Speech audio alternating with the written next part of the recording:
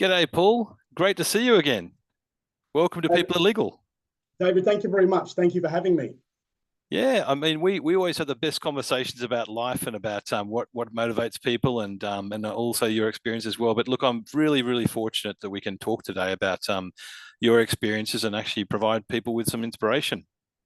My pleasure. My pleasure. And we do have some great conversations. I think the last time we caught up was at the Smokeball Spa conference earlier this year, and it was a Yeah. run in the hallway, as it were, and we ended up speaking for about half an hour. So always love chatting with you, David. Yeah, same. And you've got some great insights on the industry, Paul. But I think we should probably start by just, I guess, helping everyone sort of learn more about your career journey, where you came from, because originally you were a lawyer.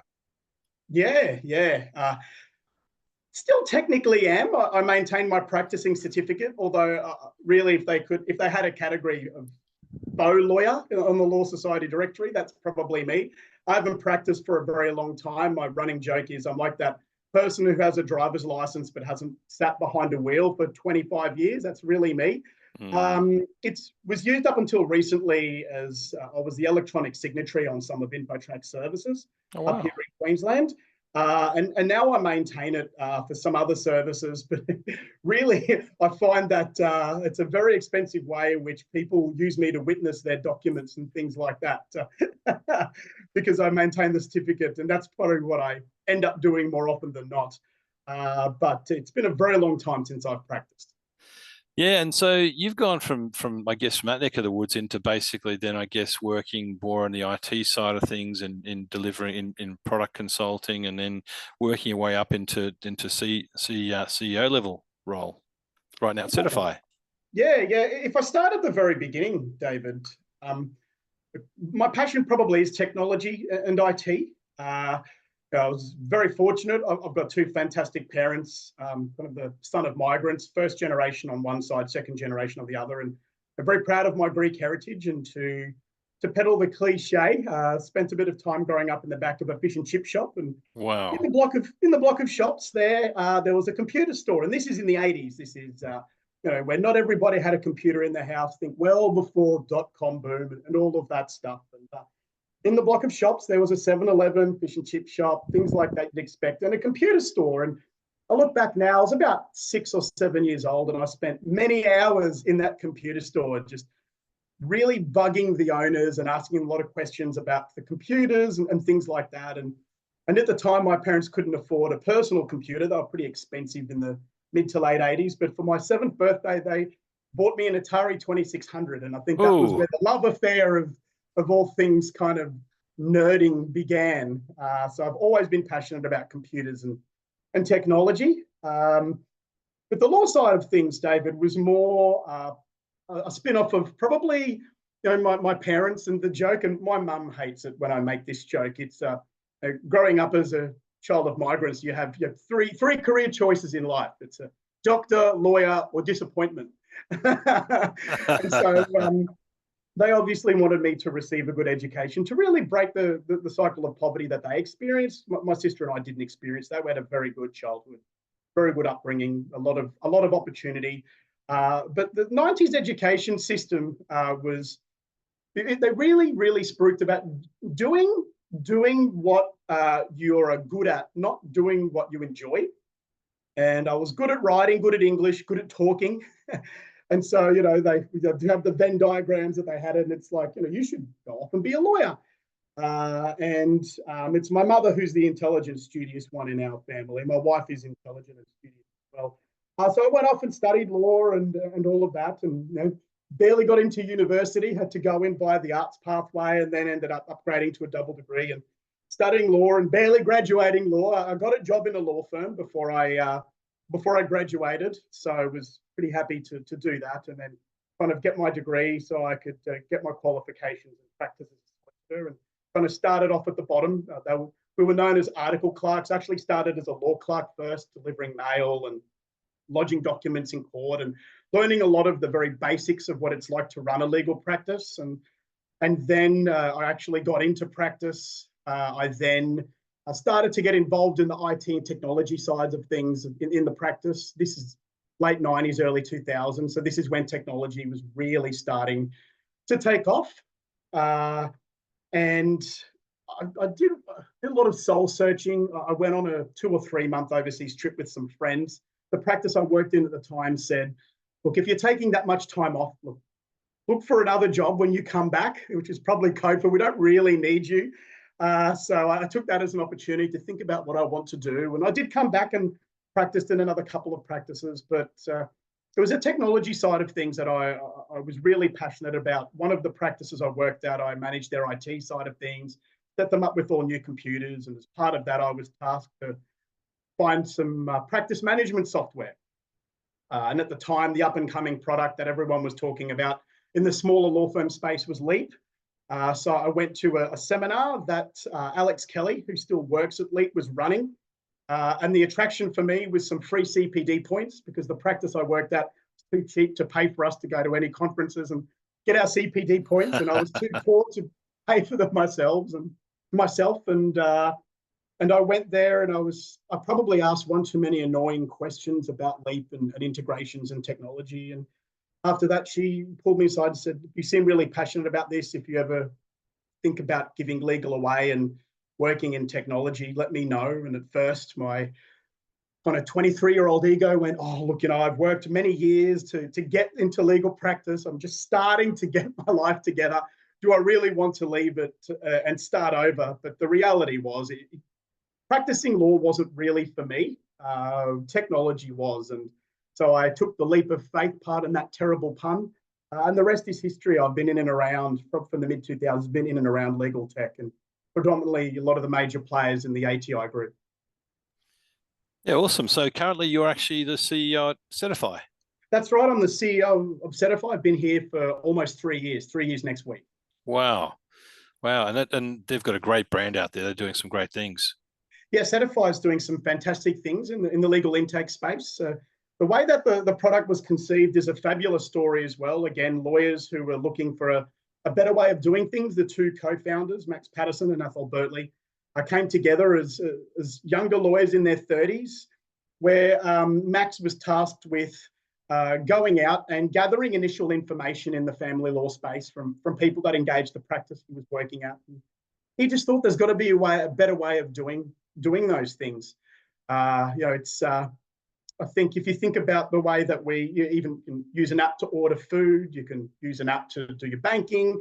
Like there's an app for almost everything now. But I think lawyers especially tend to lag a little in the technology space. It's a profession that's steeped in tradition, but sometimes that tradition can stifle innovation. And the idea of Certify was rather than having a lawyer or having someone come into your office and spending the first hour or two gathering that initial information, separation details, children's details, financial information. What if there was a way in which that information could be provided to the lawyer in an easy to understand way, both for the lawyer and the client, and without, I think taking it back half a step, having the person who is engaging the lawyer just being able to enter that information in their own time via, say, the law firm's website. And that's really how Certify was born, just allowing people to engage with the legal practice 24/7 online, answering those questions in a very conversational way so they feel like they're engaging with a human. And so at the end of that conversation, the person has a better idea of their matter and the lawyer gets a brief of what's happening. So when they get together, they're talking about the matter and they're talking about the law rather than that the mundane admin stuff at the beginning. Yeah, it's really interesting because I think, the family lawyers that I know, there's a lot of the soft skills that are actually involved, and I guess people go in there in a very low period in their lives, and hopefully happier times ahead. But spending more time on the kind of things that people need, which is really working through the soft skills and the issues and the legal issues and getting resolution on a matter versus actually collecting details and not having to bill for those kind of things, but giving the value, providing that sort of value and bedside manner, for lack of better words. Yeah, practicing law is incredibly challenging in any practice area. The reality is when people are engaging a solicitor, legal practitioner, lawyer, there's always an element of emotion involved. family law is one of the most emotional practice areas that you will engage in. The stakes are very, very high. People are going through it's the most awful period of their lives at that point in time. And so family law practitioners, particularly in the last 10 to 15 years, it's very emotionally draining. You're dealing with not just one person who's going through it, but multiple matters at any one time. It's becoming a lot more challenging. It's incredibly adversarial. Some of the statistics out there about the costs to the people that are going through it keep going up and up. Obviously, there's a burden in court. So having those soft skills are incredibly important. And the modern family lawyer needs a massive cross-section of skills to be effective in their role. Yeah, definitely. And I think certainly leading a technology company and working with a lot of the folks that are doing those, I guess, as clients who are doing those sort of matters. I mean, there must be a lot of soft skills you draw on yourself in terms of from a leadership standpoint and from leading a company that does that kind of thing. Yeah, absolutely. I think whether you're a lawyer, most of the legal practitioners we deal with are our partner firms or people that work in the legal practices. They're running small to medium businesses. Some of them are in larger practices, mid to top tier practices, but the vast majority of them run. The average size of a practice that uses Certify has probably less than 10 staff. So you're running a small business and you've got everything that comes with that, the responsibilities that come with that. Then looking in leadership internally at Certify, then obviously the people that we want working at Certify, particularly if they're customer facing, because we're dealing with a lot of people that practice family law, they require those soft skills as well. So we're also a 100% remote business. So we really lean into making sure that we've got a very strong culture, a culture of empathy, understanding, and really focus on those soft skills because they're becoming more and more important. Definitely. And I think recognizing people with those, it's funny because what I sort of see more and more the case is it's not necessarily about the experience that people have got in customer facing positions. It's more about behaviors they exhibit and the ability to actually empathize with their clients and be able to actually get resolutions. Absolutely, David. And that's where part of the challenge lies. I think when people graduate law, I remember when I graduated, my perception of what it was like in practice versus the reality of what it is can be quite different. And particularly if you're a family lawyer and you're a principal and you're dealing with staff issues, but your clients and spending time with your clients and making sure that you've got those soft skills, they're very important. But also making sure that as practitioners, we lean on each other. There's a lot of networks out there, particularly now the advent of FLENA, the Family Law Education Network Australia. People are trying to band together to work more as a team or just learning from each other's experience, which I think is becoming more and more important. Definitely. Paul, I'd like to actually ask about your leadership style. So how would you I guess, what kind of leader are you? What's your style? Yeah, my style is I'd probably called a servant style type of leadership. A lot of the phrases that I use with my team and people over many years is I work for you, not the other way around. I think if you ask 100 people how their definition of leadership or how they lead, you'll get 100 very, very different answers, right?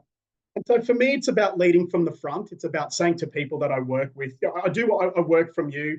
I really have an open door policy, talking a little bit earlier about building relationships of trust. I think people have to like you and trust you to want to work with you or work for you. If people know that you support them, you have their back, you'll do anything for them, come into bat for them, but also you're willing to give them honest feedback, have those right, effective conversations. And know that you're willing to do anything for them in that servant style type of leadership is incredibly important. And I think we'll talk a lot about technology and tech and everybody's talking about AI right now, artificial intelligence, and you'll probably ask me how you see Certify going down the AI path and things like that. And I think in a world where technology is discussed a lot, having good people leadership skills is incredibly important. AI isn't going to make people obsolete in every single role on the planet. And if anything, it makes effective and leadership even more important. I totally agree. Paul. I mean, I think AI is a fantastic toolbox, and it's a way to actually, I guess, gather information, but nothing at all can replace, good interpersonal skills. Yeah, we're not near Skynet or Terminator yet. We're 2 years away from that.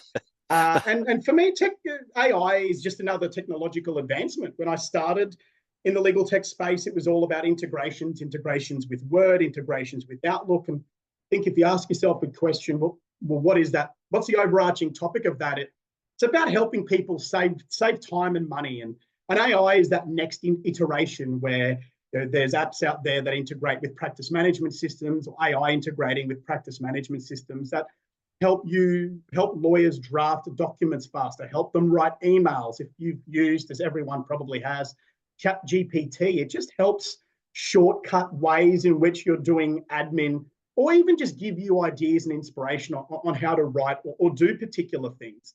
But it's not going to replace everyone anytime soon.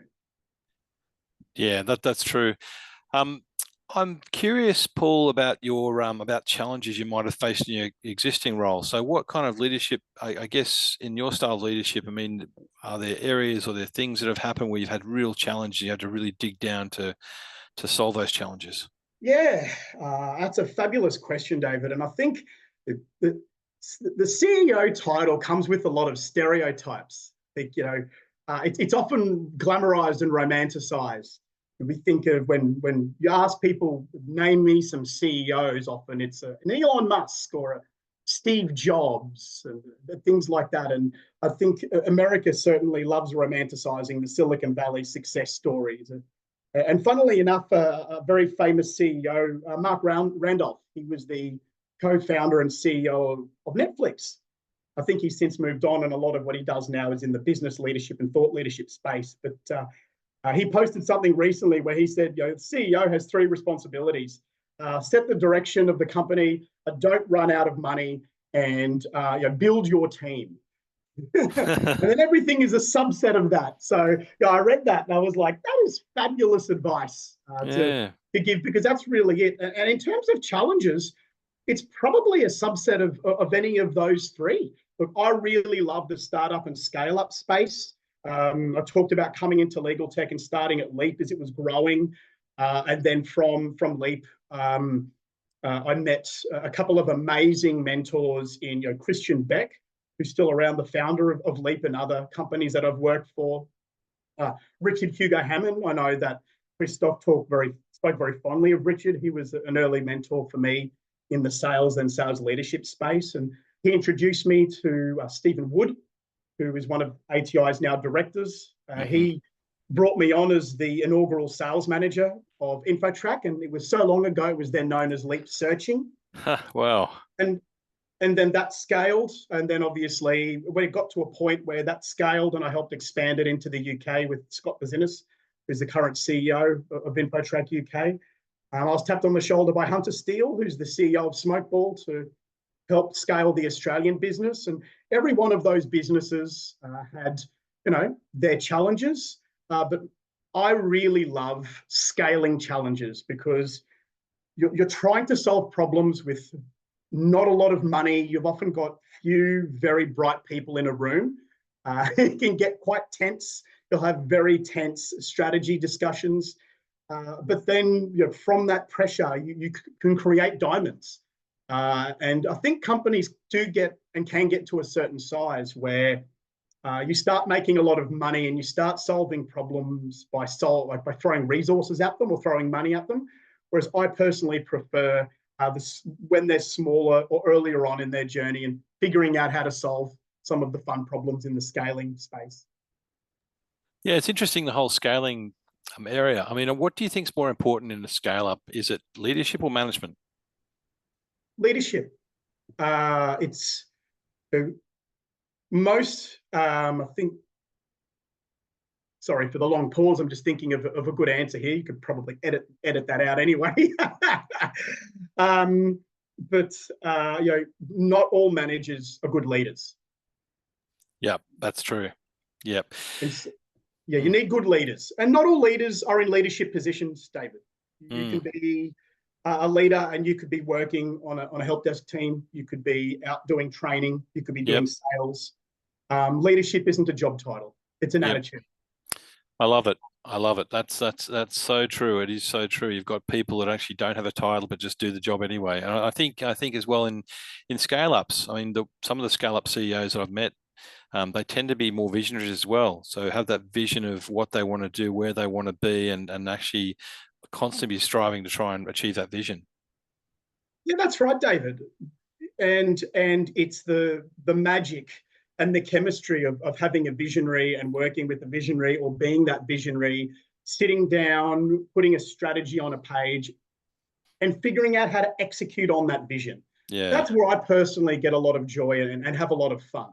Yeah, they certainly do have their challenges. I mean, I think not everybody has the steel to be a scale up CEO. Yeah, and you asked about challenges, and it's some of those things that I just talked about. The three main responsibilities of a CEO. Money. When you're scaling, money is tight, and you're trying to balance that with investing in the business or seeking investment, keeping good people. Particularly post-COVID, there are some pockets or roles in tech where people can command a lot of money, and trying to find amazing people when they can easily be poached by businesses that have a lot more money than you. That's where having that vision and taking people on the journey is incredibly important, because if people feel that they're on that ride, they're on a journey with you, and you're talking about my servant style leadership, working for them, working with them, and taking them along the journey, then they will have a sense of loyalty that is very difficult to break unless a lot of money is thrown at them. And so that's incredibly important as well. Again, finding the right people, making sure there's enough money in the bank, and setting the direction. It's interesting because, I mean, coming from a scale up myself a long time ago, one of the interesting challenges we actually had was there were some folks that were very, very good at their craft, like very, very good at sales, but they're more like lone wolves. There are other folks who are very, very good in a sort of team environment, weren't as great performers. I mean, what's the mix look like for you? Yeah, another fabulous question, David. And the mix is, you need to find the best people for the right roles. And that is incredibly challenging. One of my strengths is people leadership, something they take a lot of pride in, do a lot of work on. And as you scale the business, the first 5 or 6 people that you have in those early days may not necessarily be the 5 most senior executives when you've got 150 staff. Businesses change, needs change, strategies change, but also some people will evolve and want to be those people leaders who want to build a team underneath them and create their own magic. But some people, and you talked about sales, and I can talk about it because of my own experience. Back at Leap, my career pathway was initially through training and then sales. I was one of their most successful salespeople for 2 or 3 years, but I always knew I wanted more, and I wanted to lead a team. I think the challenge is the skills that are required to be a successful salesperson. Only a handful of them translate into being a successful sales leader. And some of the best bits of feedback I received from Stephen Wood, another one of my great mentors.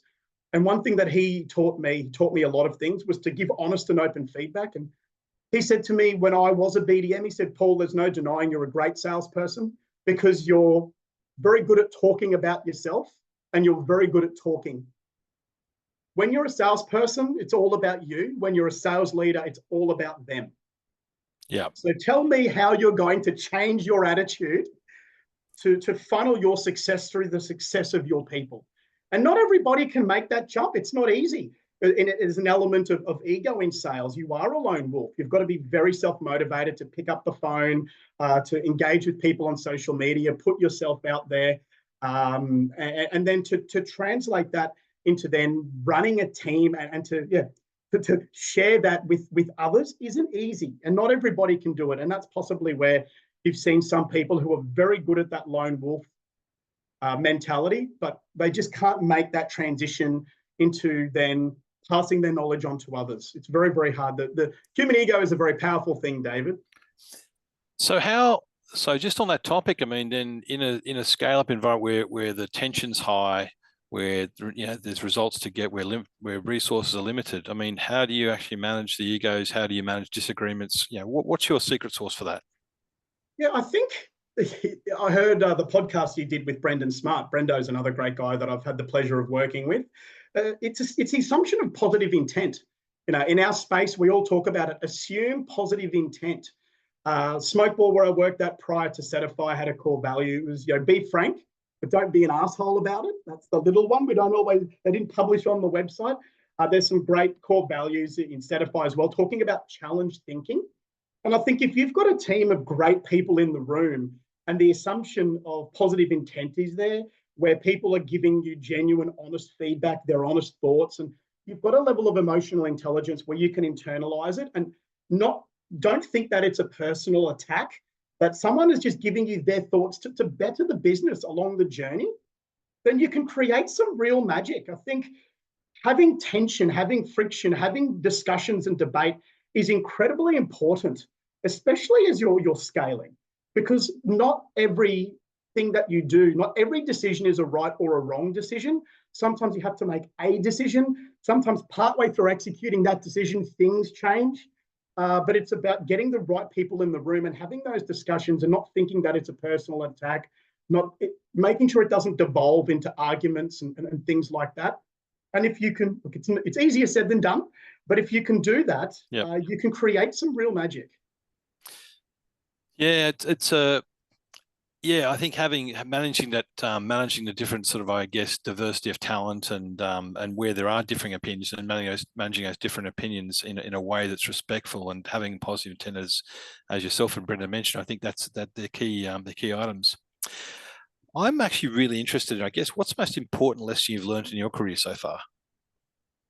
Look, that's a fantastic question, and I've had a couple of weeks to think about this, and I think the one most important lesson for me personally, and this is work and personal life, is your attitude is everything. Everything really stems from your attitude. Working in an industry like legal and technology, you come across a lot of different personalities, whether it's someone who's engaging you as their lawyer, someone who you're working with in a business, mentors who come in and out of your life at varying different times. If you've got the right attitude, it makes a massive difference. And for me, I'd like to think I have an attitude where I'm eternally grateful for the opportunities that I've been given. I had mentioned earlier, fantastic parents. They've worked incredibly hard. They both grew up very poor. Dad came out to Australia in his mid-20s, had to learn English in his mid-20s. Mum didn't speak English until she started school, was born here, but didn't speak English until she started school. And they gave my sister and I every opportunity to succeed, gave us stability. I laid the foundation for both of us to be successful. And I'd like to think we are in our own right. And we've both been able to carve our own definitions of what success is. But it's about having that attitude, waking up every morning, being grateful. I've got a fantastic partner. My wife is fantastic. She's an inspiration. She's my silent partner in what I do. Being a CEO isn't easy at times, but having a supportive partner makes a world of difference. She went through a lot when we had our daughter. It was 5 years of IVF, many failed attempts, but a lot of grit and determination, mainly on her part, to have our little one. So we're very grateful to have her. Yeah. Wow. And so there's a lot to be grateful for in life. And it's very easy to get swept up in the day-to-day and the stresses of the day-to-day, and you lose sight of that. And you get frustrated in life, you get frustrated in your world, and that's where it can be outwardly projecting in the workplace, because that's where you spend a lot of your time, particularly your waking hours. It can also be outwardly projecting at home. Yeah. So I think it's very important to sometimes take a step back and just think about, or even write down what you're grateful for, and just having that right attitude. Gratitude is one of those. It's a fantastic way of leveling yourself out and making everything sort of real. I'm interested. I mean, has there been a particularly? I mean, you mentioned just then about some of the stuff you've been through personally, but I mean, I guess in those kind of times and other times in the business career, I mean, how do you get your inspiration? How do you actually motivate yourself to get up every day and do the best work you can do and be the best husband and best person you can be? Yeah, I can actually show you. Behind me, I've got a picture of my grandmother, my mother's mother, who I draw a lot Wow. of inspiration from. She was an incredibly positive person, saw some awful things through the Second World War, the German occupation of Greece, left Greece after the end of the Second World War. Greece then plunged into civil war, came here, met my grandfather, who was also born overseas. But in spite of her adversity, raised six children. My mother is the oldest of those six children, and was always a positive person. And you can tell I'm a little bit emotional when I talk about my grandmother. I was her first grandchild, the first Wow. of 11. And she taught me a positivity in spite of adversity. And I think, especially in a country like Australia, we have a lot to be grateful for. We're very fortunate. I Yeah. think you carry a lot when you're even a first or generation migrant. A lot of famous people talk about it. I heard an interview where Ange Postecoglou talks about the burden that he's carried, given the opportunities he's been presented. I know that Poe from MasterChef talks about it. Nick Giannopoulos, Mark Bouris. Let's go with a lot of Greeks here.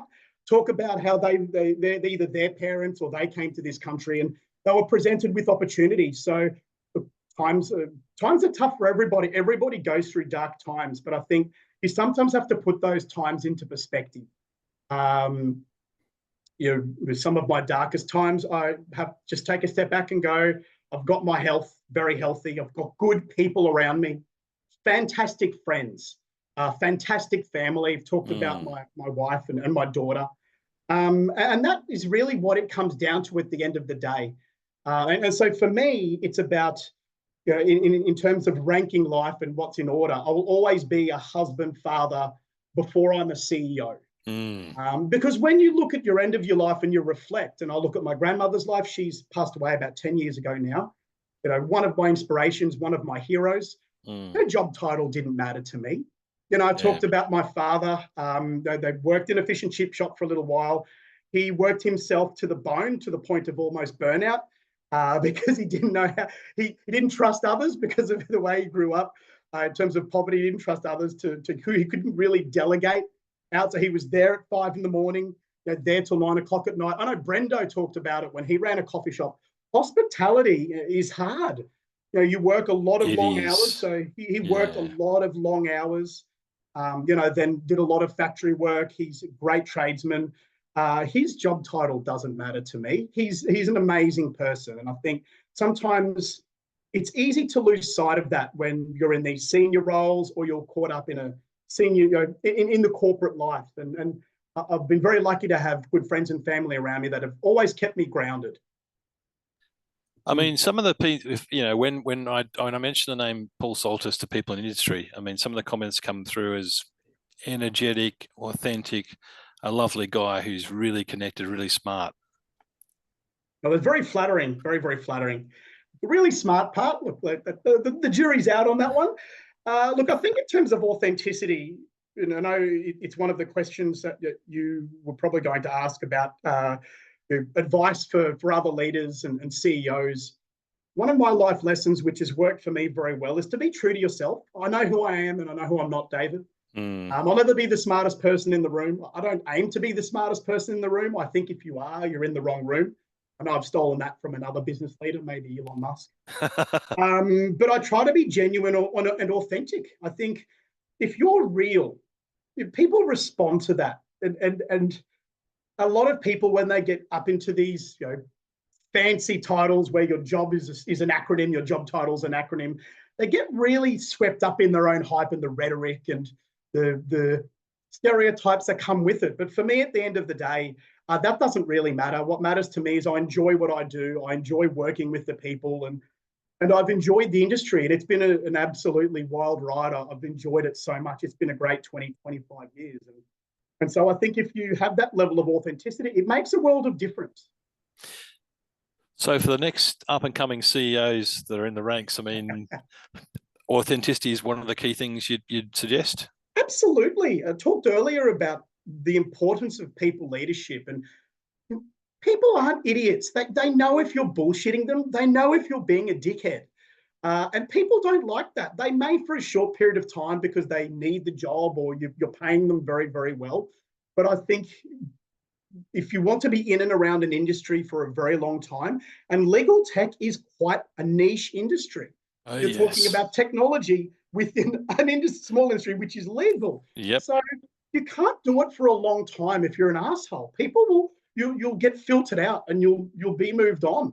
And so if you want to work in businesses where you want people to really engage with you, they have to like you and trust you. And that only comes with authenticity. If you're authentic, if you're real, then people want to work with you. And then that leans into other soft skills like empathy, really understanding, having conversations, listening. I listened to the podcast where Brendan talked about one of his great skills is genuinely listening to people. It's a skill I've had to work on, but it's something that I take pride in as well, where I will ask someone about their lives, about their families. Because Certify is 100% remote, a number of our staff have young families, and we talk about that. I'm genuinely interested in them as people and their lives, because there is someone outside of their job title. And if you really get to know that person, that's where real relationships and connections happen. So true. So true. I mean, the volume of information you must have to come across and to keep yourself up to date, I mean, it must be immense. So, I mean, how do you keep yourself up to date with industry developments? I like reading. I like being connected. The good thing is we are in a day and age where I've got my big desktop computer right here to my left, David, and almost everything we need to know is at our fingertips. It's important that you seek out mentors. Uh, Maybe I was a little cocky when I was younger. I remember Richard Hugo Hammond asking me what I would like to do one day, and I said to him, "I want your job." And I think he goes, "Well, you've got a young way to go, young Psaltis." But I've had similar conversations with people like Stephen Wood, Hunter Steele, Christian Beck, where I will confidently say to them, "Look, what do I need to do to stand in your shoes?" And to answer your question, doing a lot of reading, asking them what books they read, what podcasts they listen to, where they get their information, and then gathering it and collating it and making sure you absorb it and reread it from time to time as well. There are some books that I've read numerous times, which have been important to really hone your skills as a person, as a leader, and whatever you're doing in your trade. Yeah, definitely interesting. I mean, there's a bunch of books that I think that Chris Stock mentioned as well that he's which I must listen to one of the podcasts as well. That's yeah, reading some of these books, just getting a time to go through them. But I think yeah, exactly, going through, looking at listening to industry podcasts, talking to people, informal chats, all the things you said then, definitely important. What does work-life balance look like to you? For me, David, it's a sliding scale. I think everybody needs to set their own definition of what work-life balance looks like, because everybody's life is different. Everyone has their own story to tell, and everybody has their own differing priorities, which can change. And so for me right now, work-life balance looks like making sure that I'm a present dad. I'm a good father. We talked earlier about the stereotypes of some of these Silicon Valley CEOs. I read recently that did Elon Musk have his 10th child? My goodness me, I don't know Yeah. what he would have called like some sort of weird kind of character or Something something. like that. 10th child, probably to third or fourth spouse, and so look, I have one daughter, and I want to be the best father that I can be. And I talked about my parents and my dad, and his job title is irrelevant. Now, that's not saying that I'm deprioritizing being a CEO at all. What it means is the work-life balance is when I'm present with my daughter, I'm present with my daughter. So, for example, this morning, my wife's away for work at the moment for the next couple of days, and so I got up with her at about 6:30 this morning, took her to daycare. I'll pick her up this afternoon at about 5:30. My parents are coming over. We're all having dinner together, which is really important. My wife and I relocated from Sydney back to Brisbane just not long after our daughter was born, about 2.5 years ago, just so we could spend more time with family. But when I've got a lot of time blocked in my calendar in terms of time management, I'm quite pedantic. And so when I'm working, I'm working. Uh, and so for work-life balance, Mm. when I'm with my family, I'm present. The phone is away. I don't even know where my phone is right now. More often than not, it's on silent, do not disturb. So I can control when I see the notifications. I'm not dictated by the notifications, but then I've got blocks of time when I'm doing particular things. So when I'm with my daughter, I'm with my daughter, and when I'm at work, I'm at work. Good way of doing it. I mean, yeah, is it like a time boxing type thing? So you're time boxing Yeah, stuff? Yeah. yeah. And what it does is as well is particularly as a leader and or a manager, it makes you realize that people don't need you as instantly as you think they do. I think we all get very self-conscious that when someone pings you, you need to get back to them as soon as possible. I often find I'm copied into a lot of emails where it's myself and maybe a few colleagues on the exec team or a salesperson, client success manager, or something like that. But by the time I get to the email, maybe with an hour break, spending time with my daughter or my wife or doing something outside of the workspace, and then I'm re-engaging maybe in the early evening or throughout the day, often they've figured this a solution out themselves where they didn't need me. And that's a good thing, because then people are seeking to solve their own issues and then maybe come to you with a proposed solution rather than just relying on you to solve their problems all of the time. Isn't that grand? You know, when people actually can take that leap and do it themselves, is fantastic. I'm going to put you on the spot now and actually ask you the question around what you sort of see the legal tech industry looking like the next, 5 to 10 years, and what role does Certify play in that? In the next 5 to 10 years, I think artificial intelligence and the integration of artificial intelligence will become commonplace. We talked at the beginning of the podcast, David, about how it's still early days for AI. However, and we'll get to Certify shortly and what it wants to do in the AI space, but there's a lot that artificial intelligence can do in the legal tech space, not only for the lawyer, but also for their perspective and actual clients. And let's use Certify for an example. When someone wants to engage with Certify, they get onto a law firm's website and they'll have a sign, little button, get started now, get started online, and it starts engaging them. More often than not, it's in the family law space. That's where most of the Certify users come through to law firms. And what do they really want to know sooner rather than later? But what's the outcome of my matter?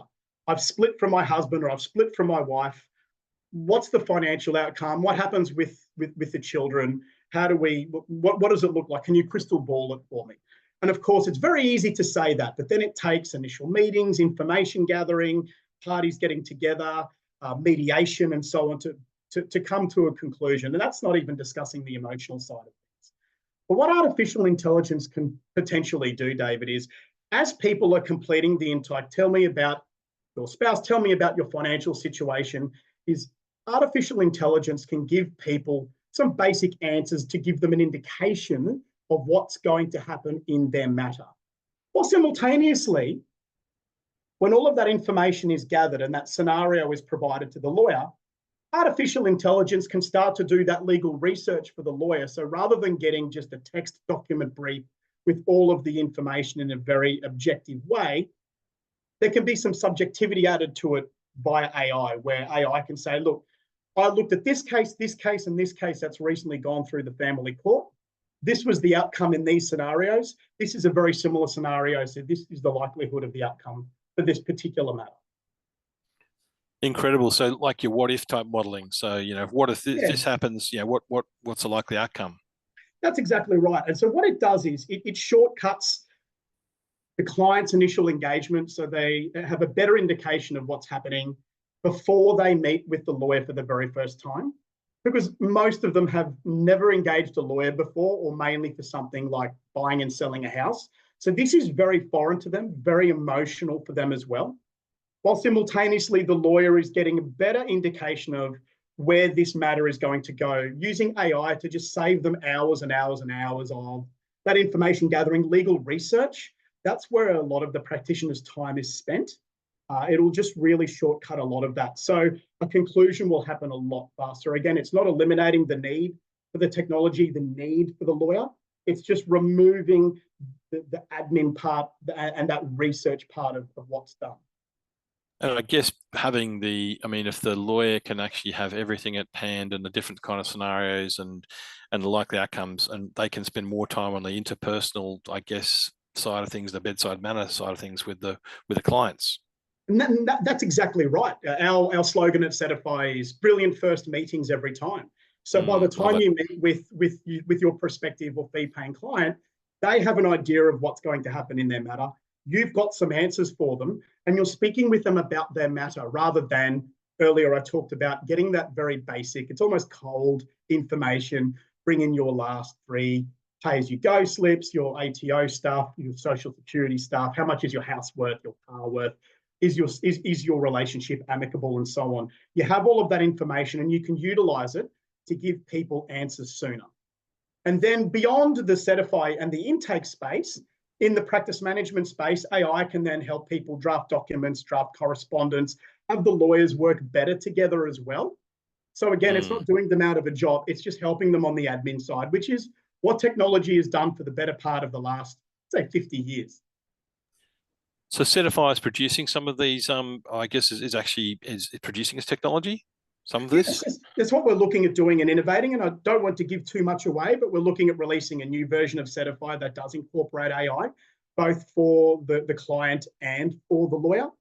I don't have an ETA on when that will happen, but it's something that we are working on because innovation is very important. And one thing I've also learned in the legal tech space, David, is if people are used to using a particular technology in other spaces, even in their personal space, it almost becomes a demand. So sooner rather than later, people will be demanding this level of service from their lawyer. So it's really important that in legal tech, we continue to innovate. Definitely. Well, I mean, I guess, and yeah, people are actually, I guess the challenge is out there right now is a lot of people are actually using the AI badge, but they're not putting any context to it and sort of putting any real workflows or context. I mean, you've got your average punter that sits there with ChatGPT having a play with it and things, but I think if you put it in a context and you can actually integrate it and show it within a workflow, I think it just makes so much more sense. Yeah, that's right, David. And further to that, ChatGPT is great at giving you, write me an email and you give it some context, or can you help me draft this, or can you help me formulate a piece of correspondence or a solution. And we hear these great stories where people have used ChatGPT to help them invest in shares or to help them write some code or build a business and things like that. But dropping into ChatGPT, a situation where someone is separating from their partner, there's a lot of moving parts, and family law isn't as cut and dry, black and white as ChatGPT. And we've obviously played around with it, and it gives you very standard answers like the Australian law will aim to be fair and equitable. It doesn't really give you anything of substance, which I know that that's something that we're really working on. You probably heard of the concept of machine learning, and one thing that we'll try to do is to work with